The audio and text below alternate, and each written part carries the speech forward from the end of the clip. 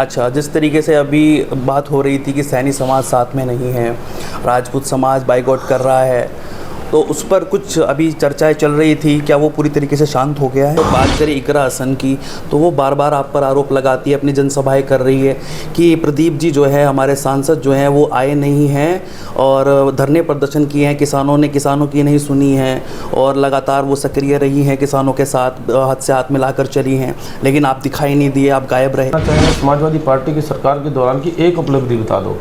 और उपलब्धि उनकी देखने को मिली है गुंडागर्दी, गुंडों के माध्यम से थाने तहसीलों को चलाना, व्यापारियों से रंगदारी वसूल करना, व्यापारियों को पलायन के लिए मजबूर करना और महिलाओं के साथ अत्याचार करना, यही हालात देखने को मिलते हैं। कैराना में मुख्य 3 प्रत्याशी है, एक आप आरएलडी और बीजेपी के गठबंधन से, कांग्रेस और सपा के गठबंधन से इकरा हसन और श्रीपाल राणा बीएसपी से। तो इनमें से सब अपना अपना दावा ठोक रहे हैं कि हम जीतेंगे और हम पहले नंबर पर हैं। आप अपनी फाइट किसके साथ मानते हैं? आपकी बार प्रदीप जी की प्राथमिकता क्या रहेगी? सबसे बड़ा काम कि आपको क्या लग रहा है जिसको कैराना लोकसभा के पूरे क्षेत्र की ज़रूरत है? नमस्कार, बहुत बहुत स्वागत आपका न्यूज़ 31 इंडिया पर। मैं हूं रजत शर्मा। लगातार हम आपको चुनावी माहौल दिखा रहे हैं, लेकिन इसी बीच हम आप पहुँचे हैं प्रदीप चौधरी, जो कि कैराना से सांसद हैं और दोबारा से भारतीय जनता पार्टी और आरएलडी के गठबंधन से इनको प्रत्याशी बनाया गया है। सीधा उनसे बातचीत करेंगे, चाय पर चर्चा करेंगे कि अब तो कैंपेन थम चुका है, अब किस तरीके की पूरा का पूरा अगर देखें कैराना के 5 विधानसभाओं को तो किस तरह से देख रहे हैं। प्रदीप चौधरी जी, बहुत बहुत स्वागत है आपका न्यूज़ 31 इंडिया पर। चाय लीजिए आप, चाय के साथ में बातचीत करेंगे। तो प्रदीप जी, पहला सवाल मेरा यही है, कैराना की 5 विधानसभाएं हैं, कैराना लोकसभा की। शुरुआत करते हैं कैराना विधानसभा से। वहाँ पर बताया जा रहा है कि इकरा हसन का गढ़ है, जो कि आपकी प्रतिद्वंदी है। तो क्या लग रहा है, मतलब वो कहा जा रहा है कि पहले वहाँ से अगर बात करें विधानसभा 22 की, तो Amit Shah door to door campaign करने के लिए आए थे, तब भी वो विधानसभा नहीं जीत पाए थे। आप कैसे देखते हैं उस विधानसभा को? देखिएगा, हम कंपैरिजन करेंगे लोकसभा के चुनाव से। जी, हर चुनाव का कुछ अलग अलग समीकरण होता है। लोकसभा का 2019 का जो चुनाव हुआ था जी, मैं कैराना पूरी लोकसभा तो जीता ही था, लेकिन कैराना विधानसभा से भी मैं 16,000 मतों से जीत करके लोगों ने वहाँ से लोकसभा में भेजने का काम किया था जी। मुझे अब की बार फिर से उसी प्रकार का विश्वास लोगों के ऊपर है। मुझे भरोसा है कि कैराना विधानसभा हम लोग फिर से बड़े मार्जिन से जीतेंगे। अच्छा, जिस तरीके से अभी बात हो रही थी कि सैनी समाज साथ में नहीं है, राजपूत समाज बाइकआउट कर रहा है, तो उस पर कुछ अभी चर्चाएं चल रही थी, क्या वो पूरी तरीके से शांत हो गया है? देखिएगा, कोई भी ऐसा विषय नहीं है। देखिएगा, प्रचारित कुछ भी कर लिया जाए। आजकल सोशल मीडिया का ज़माना आ गया, कुछ भी लिख करके डाल दो को दो। आप हमारे पार्टी का एक चर्चित चेहरा ही बताओ कि हमारे पार्टी के लिए काम नहीं कर रहा हो। सारे हमारे पार्टी के जो वरिष्ठ साथी लोग सब अपने अपने काम पर लगे हैं। सारा भारतीय जनता पार्टी के एजेंडे पर काम कर करके बेहतर परिणाम निकालने के लगे हैं। सैनी समाज का भी कोई भी आदमी ऐसा नहीं है जो कहीं इधर उधर की बात कर रहा हो। सब के सब टोटल के टोटल पार्टी के लिए काम कर रहे हैं। ऐसे मैं आपको जानना चाहता हूँ कि आप ऐसे नाम हमें बताएं जो हमारी पार्टी के लोग थे, वो पार्टी के विरोध में काम कर रहे हो, तो कोई भी नहीं मिलेगा। सब लोग पार्टी हित में काम कर रहे हैं। अच्छा, बताया जा रहा है कि फ़ैन फॉलोइंग है इकरा हसन की, युवा पसंद कर रहे हैं, तो किस तरीके से बीट किया जाएगा? देखिएगा, ये सब चीज़ें होती हैं। सोशल मीडिया का ज़माना आ गया। सोशल मीडिया का तो कितना ही कुछ डाटा अर्जी फर्जी उठा करके कितनी ही फैन फॉलोइंग कर लीजिएगा, उससे कोई वो नहीं आती। लेकिन हम ये जानना चाहते हैं कि 3 बार से विधायक वहाँ से कैराना से जो लगातार जीत करके आ रहे हैं, उनका परिणाम बता दो, एक कोई उपलब्धि बता दो जी। समाजवादी पार्टी की उपलब्धि बता दो, सरकार की उनकी, समाजवादी पार्टी के अलावा अपनी उनको उपलब्धि बता दो। हम 1.5 घंटा भी आप लोगों को बताएं अपनी उपलब्धि और अपनी सरकार की उपलब्धि, 1.5 घंटे तक भी हमारी पूरी नहीं होगी। हम जानना चाहेंगे समाजवादी पार्टी की सरकार के दौरान की एक उपलब्धि बता दो। और उपलब्धि उनकी देखने को मिली है गुंडागर्दी, गुंडों के माध्यम से थाने तहसीलों को चलाना, व्यापारियों से रंगदारी वसूल करना, व्यापारियों को पलायन के लिए मजबूर करना और महिलाओं के साथ अत्याचार करना, यही हालात देखने को मिलते रहे। आज सब लोग उस हालात से बाहर निकले हैं, प्रसन्नता के भाव में अपने कामों को तवज्जो देने का काम कर रहे हैं, अच्छे से अपने काम को आगे बढ़ाने का काम। अच्छा, अभी मैं देख रहा था, एक खबर पढ़ रहा था, कहा गया कि इकरा हसन की चुनावी प्रचार को रोक दिया गया है, कि इधर से गुंडागर्दी हो रही है, लगाम लगाई जा रही है कि भाई वो जाके प्रचार ना कर सके अपना। किसने रोका? किसी ने भी रोका? ये गलत तरीके का प्रोपेगेंडा रचने की बात करें, झूठ फैला करके लोग वोट लेने की बात करें, वो किसी भी प्रकार से उचित नहीं है।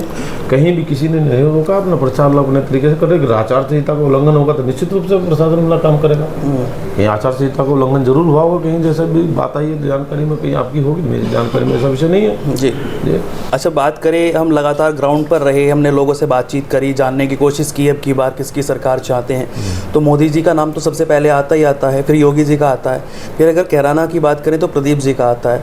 तो लोगों में बड़ा गुस्सा दिखाई दिया कि आते नहीं हैं, मिलते नहीं हैं, जुलते नहीं हैं, और ना सुख में ना दुख में।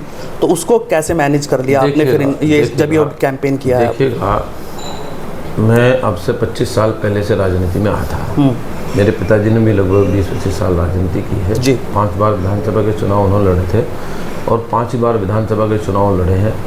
विधानसभा के मैंने लड़े हैं 2 बार, दूसरी बार मैं लोकसभा लड़ रहा हूँ जी। कुल मिलाकर के 12 चुनाव हम दोनों लड़े हैं जी। विधानसभा के चुनाव में लोकसभा के चुनाव में थोड़ा अंतर जरूर हो जाता है, क्षेत्र बड़ा होने के कारण। 2-2.5 साल कोरोना भी रहा, कोरोना के समय भी बहुत सारी परिस्थितियाँ ऐसी रही जिनका थोड़ा सा समस्या रही है और उसमें हम लोग भी चपेट में रहे, लेकिन हम लोग लगातार क्षेत्र के जनता के भले के लिए काम करते रहे। क्षेत्र का विकास करना हमारे हमेशा प्राथमिकता, लोगों का सम्मान करना हमारा हमेशा प्राथमिकता में रहा है। विधानसभा में हमें कहीं भी ऐसी दिक्कत नहीं आने दी थी, लेकिन लोकसभा का कुछ कोरोना की वजह से कुछ थोड़ा सा समय कम मिलने के कारण 2-2.5 साल ही हमें सही से काम करने को मिला है। लेकिन उसके बावजूद भी मैं लगातार लोगों के बीच में रहा हूँ। हमारे खिलाफ लोगों को बोलने के लिए कुछ नहीं मिला, हमें किसी को तंग नहीं किया, हमें अपने पद का दुरुपयोग नहीं किया, किसी के साथ तानाशाही नहीं की, भ्रष्टाचार नहीं किया, कोई भी एलिगेशन हमारे सामने हमारे ऊपर नहीं है। लेकिन अनर्गल प्रकार की बातें कर करके लोग झूठा प्रचार करें, गलत प्रचार करें, वो किसी भी प्रकार से लोग मानने वाले नहीं हैं। लोग फिर से भारतीय जनता पार्टी के साथ खड़े हैं, मोदी जी की साथ सरकार बनाने के लिए तत्पर हैं।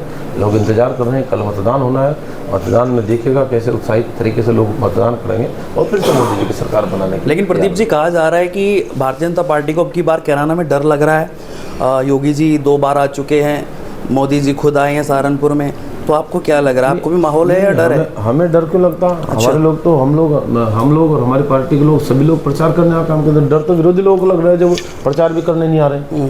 डर तो उनको पूछिएगा ना, उनके अंदर क्या डर है। देखिए, प्रचार करने क्यों नहीं आ रहे, अपने प्रत्याशी को बार बार क्यों बदलने का काम कर रहे हैं, ये बताएं और जवाब दें।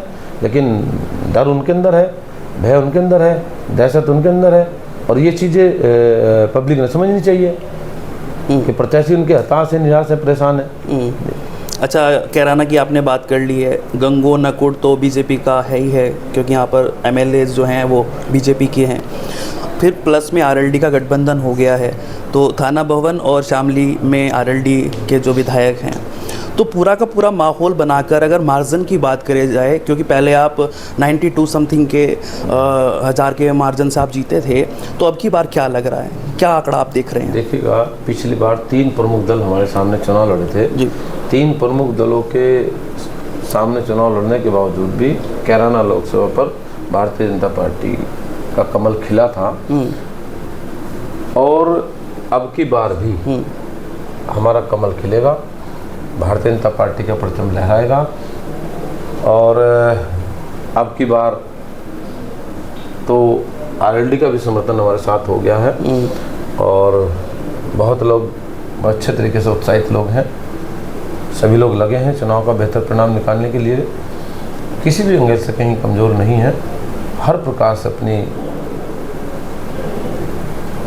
स्थिति को स्पष्ट करते हुए सारे लोग चुनाव में मैनेजमेंट के हिसाब से और वही अच्छा परिणाम निकालने के लिए लगातार सारी स्थिति को देखभाल करते हुए आगे बढ़ रहे हैं। देश के लोगों के मन में मोदी जी का विश्वास अटूट है, उस अटूट विश्वास को फिर से कायम करने का काम किया जाएगा। मोदी जी को तीसरी बार प्रधानमंत्री बनाया जाएगा। मोदी जी ने लक्ष्य दिया है देश के लोगों को 400 पार का।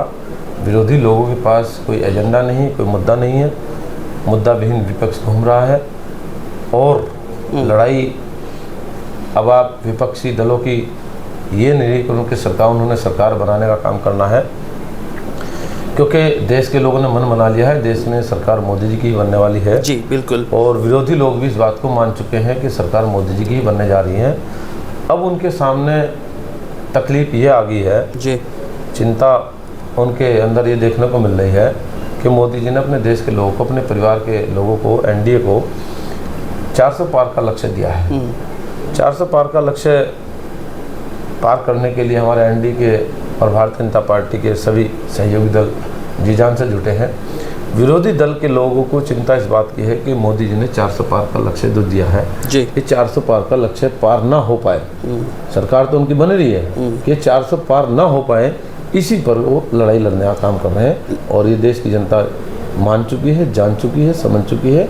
मोदी जी ने जो कहा है वो देश की जनता पूरे करने जी। प्रदीप जी, अगर हम बात करें इकरा हसन की, तो वो बार बार आप पर आरोप लगाती है, अपनी जनसभाएं कर रही है कि प्रदीप जी जो है, हमारे सांसद जो हैं वो आए नहीं हैं और धरने प्रदर्शन किए हैं, किसानों की नहीं सुनी है और लगातार वो सक्रिय रही हैं, किसानों के साथ हाथ से हाथ मिलाकर चली हैं, लेकिन आप दिखाई नहीं दिए, आप गायब रहे। मैं जानना चाहूँगा, शुगर मिल शेरमू पर 22 दिन धरना चला जब इनकी सरकार थी, ये कितने आकर के इन्होंने यहाँ से धरने का समर्थन किया या कुछ और किया। हमारी सरकार ने किसानों के भुगतान के लिए प्राथमिकता पर भुगतान करने का काम किया है और जो बकाया चीनी बिल, एक आध की तो मैं नहीं कह सकता, लेकिन कुछ आर्थिक स्थिति उसकी ऐसी रही और उस सब चीज़ों को देखते हुए सरकार के द्वारा भी उस पर एक्शन लेने का काम किया गया। जिस समय वो धरना प्रदर्शन चल रहा था उस समय मेरे साथ भी कुछ किसान लोग लखनऊ गए थे। लखनऊ जाकर के हमें मुख्यमंत्री कार्यालय में जाकर के बातचीत की है। बातचीत करने के बाद वहाँ से इंस्ट्रक्शन आई है कि भाई इसका समाधान निकालने का काम करिएगा। तो फिर उसमें कुछ समझौता होने के बाद ये तय हुआ था कि अतिशीघ्र जो है जो पुराना जो नए वाला भुगतान है इसको आप करिएगा, पुराने को भी आप जल्दी से नज़दीक लगाने का काम करिएगा, ऐसा विषय आया था। लेकिन अब माननीय मुख्यमंत्री जी हमारे बीच में आए थे। मुख्यमंत्री जी स्पष्ट रूप से कह के अगर किसान का गन्ने का भुगतान नहीं होगा उसकी हम पाई चुकाने के लिए बिल्कुल हर तरीके से तत्पर है। सरकार उसको, किसानों को भुगतान को दिलाने के लिए कोई भी कोर कसर बाकी नहीं छोड़ेगी। अच्छा, कल वोटिंग है, चुनाव जो है उसमें बहुत कम टाइम है, लेकिन एक वाइल्ड कार्ड एंट्री हुई है धर्म सिंह सैनी की, दोबारा से बीजेपी में आए हैं। तो मैं उनका इंटरव्यू भी कर रहा था, उनसे पूछ रहा था मतलब आपको उनकी ज़रूरत है क्योंकि सैनी समाज उनके साथ है और उनका साथ मिलकर क्या निकल सकती है सीट? पार्टी में बहुत लोग आते हैं जी, बहुत लोग आए भी हैं। भारतीय जनता पार्टी की विचारधारा में अपनी विचारधारा मिला करके काम करने की अभी जो इच्छा लोगों की बनी हुई है और लगातार वो बढ़ रही है जी। आगे भी कुछ और भी दलों के लोग ऐसे हैं जो अगले चरणों के चुनाव में पार्टी ज्वाइन करने का काम करेंगे। धर्म सिंह जी आए, उनका स्वागत है। सभी लोग मिलकर के चुनाव का परिणाम निकालने की सभी की इच्छा है, क्योंकि सबको पता है कि मोदी जी की सरकार बनने जा रही है और बड़ी ताकत के साथ, बड़ी ऊर्जा के साथ सभी लोग अच्छा परिणाम देने के लिए लगे हैं और कहीं भी किसी भी एंगल से कोई कमी नहीं। अच्छा, कैराना में मुख्य 3 प्रत्याशी है, एक आप आरएलडी और बीजेपी के गठबंधन से, कांग्रेस और सपा के गठबंधन से इकरा हसन और श्रीपाल राणा बीएसपी से। तो इनमें से सब अपना अपना दावा ठोक रहे हैं कि हम जीतेंगे और हम पहले नंबर पर हैं। आप अपनी फाइट किसके साथ मानते हैं, इकरा हसन या फिर श्रीपाल? हमारा किसी से कोई मुकाबला नहीं है जी। हम लोग अपना काम कर रहे हैं, लोगों के बीच में जा रहे हैं, लोगों का आशीर्वाद ले रहे हैं, लोगों का आशीर्वाद हमें मिल रहा है, अपार समर्थन मिल रहा है, हर वर्ग का सहयोग और समर्थन हमें मिल रहा है और सभी के सहयोग से जैसे पहले 2019 के चुनाव में लोकसभा कैराना जीतने में कामयाब रहे थे, अब की बार भी कैराना लोकसभा भारतीय जनता पार्टी एनडीए जीतने में सफल रहेगी। प्रदीप जी, एक मुख्य काम जो सबसे अच्छा आपने किया हो कैराना लोकसभा में? देखिएगा, मेरे लोकसभा क्षेत्र के अंतर्गत बड़ी समस्या जाम को लेकर के रहती थी जी। बड़े बड़े हाईवे को बनाने को लेकर के रहती थी। हमारे क्षेत्र के अंदर 6 हाईवे निकल रहे हैं जी और वो हमारे ही कार्यकाल के अंतर्गत बने हैं और इसमें सहारनपुर से दिल्ली, दिल्ली देहरादून, मेरठ करनाल, पानीपत खटिमा और शामली अम्बाला और अपना इधर देहरादून से अम्बाला को जाने वाला जी। इन हाईवे का परिणाम निकलने के बाद शामली के अंदर जो जाम से लोग जूझते थे उससे बहुत बड़ी राहत देखने को मिली है। इसी प्रकार से रेलवे के सिस्टम को अगर देखें, रेलवे का इलेक्ट्रिफिकेशन नहीं था, ट्रैक की स्पीड नहीं थी, उसकी स्पीड बनवाने का काम किया गया। रेलवे स्टेशन अमृत भारत योजना में शामिल करा करके और उसको डेवलप करने का काम किया जा रहा है। जहाँ से हार्ट के प्लेटफार्म बनाने की मांग थी वो पूरा करने का काम किया गया। जहाँ से स्टॉपेज की मांग आती थी स्टॉपेज की मांग को पूरा करने का काम किया गया। जहाँ से अंडरपास पे पुल बनाने की बात होती है, जैसे कि हमारे शामली में एक फाटक पड़ता है शुगर मिल के पास ही मेरठ रोड पर, वहाँ भी बड़ा भयंकर जाम लगता था। उस भयंकर जाम से लोगों को सुविधा मिल सके ऐसी व्यवस्था बना करके उस पुल की स्वीकृति करने का काम किया गया। इधर हमारे नकुड़ विधानसभा में पिलखनी में कहें, सरसावा से बिन्नाखेड़ी छापुर को जाने वाले रास्ते पर कहें, शाहजहाँपुर में कहें, ये सारे पुलों का निर्माण हम लोग कराने का काम करें। बड़े काम है, छोटे काम नहीं। तो अब सब दूसरा इसके अलावा मामोर झील 80 करोड़ रुपए की लागत से जो किसानों का बड़ा भारी नुकसान उससे ओवरफ्लो पानी होने के कारण होता था, वो भी 80 करोड़ रुपए की लागत से बनकर के तैयार हो चुका है। और इसके अलावा भाई नवोदय विद्यालय, केंद्रीय विद्यालय, स्टेडियम, ये सारी चीज़ें ऐसे प्रकरण हैं जिन प्रकरणों की जिनकी आवश्यकता जिले शामली के अंदर लोकसभा क्षेत्र के अंदर रिक्वायरमेंट थी, वो रिक्वायरमेंट हमने पूरी करने का काम किया है। और भी हम लोग आगे भी चल करके ऊपर वाले चाहा अगला कार्यकाल फिर से काम करने का अवसर मिलेगा तो हम लोग और अच्छे परिणाम क्षेत्र के लिए निकालने का काम करेंगे। अच्छा, अब की बार प्रदीप जी की प्राथमिकता क्या रहेगी? सबसे बड़ा काम क्या आपको क्या लग रहा है जिसको कैराना लोकसभा के पूरे क्षेत्र की ज़रूरत है? देखिएगा, ज़रूरत के आधार पर तो बातें तो देखो ये होती है कि भाई पहली बात तो रिक्वायरमेंट के आधार पर ज़रूरतों को पूरा करने का काम किया जाता है। दूसरी बात यह है कि हमारा मुख्य काम रेलवे के दोहरीकरण को लेकर के है। एक पानीपत से मेरठ की रेलवे लाइन को लेकर के वो काफ़ी लंबे समय से मामला पेंडिंग पड़ा है। हम लोग कोशिश करेंगे उनको आगे परिणाम निकालने का काम किया जाए। तो कुछ डिग्री कॉलेज, एक दो ब्लॉक हमारे ऐसे हैं जिन ब्लॉकों में डिग्री कॉलेज नहीं है और डिग्री कॉलेज की स्थापना हो सके, ऐसा हमारा प्रयास रहेगा। अच्छा, ये जो लगातार हम ग्राउंड पर रहे, मैंने पहले भी बात ये कही, थोड़े नाराज़ नज़र आए। अब की बार थोड़ा सा जब आप आएंगे, सांसद बनेंगे दोबारा से, हम चाहते हैं कि आप दोबारा से आएँ तो लोगों के बीच जाइएगा जरूर, क्योंकि ये नाराज़गी लगातार मैं अपने लोगों से नाराज़गी रख करके काम मेरा तो नहीं चलता, मैं चल भी नहीं सकता। राजनीतिक आदमी का चलता भी नहीं, लेकिन नक्षत्र लंबा चौड़ा होने के कारण थोड़ी सी समस्या रहती है। लेकिन अब की बार हम लोग उन चीज़ों को सब व्यवस्थित करेंगे, अपने लोगों से अपील करेंगे कि हम लोग सभी उन चीज़ों का परिणाम निकालने का काम करें। जो पिछली बार कुछ कमियां रही हैं उन कमियों को नहीं आने दिया जाएगा और जो काम लोगों के रह गए हैं उनको भी प्राथमिकता पर पूरा करने का काम किया जाएगा और अच्छे से उन सब से के टच में रह करके अच्छे परिणाम निकालने का काम अगली बार किया जाएगा। अच्छा, मुख्य सैनी समाज और राजपूत समाज अब एकजुट हो चुका है, प्रदीप जी के साथ है? निश्चित रूप से मैं बता चुका हूँ, सभी वर्गों का समान रूप से मुझे सहयोग मिल रहा है, आपका आशीर्वाद मेरे साथ है। हम लोग कहीं भी किसी भी प्रकार से कहीं चुनाव में कमी नहीं छोड़ रहे। हर वर्ग का सहयोग हमें मिल रहा है, हर वर्ग का सहयोग देने के लिए लोग तैयार खड़े हैं। लोग तारीख का इंतज़ार कर रहे हैं। वोट डालने का जैसे अवसर मिलेगा उस वोट डालने के तुरंत बाद आप लोग परिणाम की आशा कर रहे हैं कि अच्छा परिणाम लोग देने का काम कर रहे हैं। मोदी जी में बहुत बड़ा विश्वास करने का काम कर रहे हैं। चलिए, तो देखिए मेरे साथ प्रदीप चौधरी जी मौजूद थे, इनसे मैंने बातचीत की और जानने की कोशिश की कि किस तरीके का चुनाव को लेकर चल रहे हैं और चुनाव में जो 5 विधानसभा है उनके बारे में भी उन्होंने बताया, कैराना का जिक्र भी उन्होंने किया। तो लगातार जुड़े रहिएगा न्यूज़ 31 इंडिया न्यूज़ नेटवर्क के साथ। पल पल की अपडेट आपको यूँ ही देते रहेंगे। अब तक के लिए इतना ही। नमस्कार, जय श्री राम।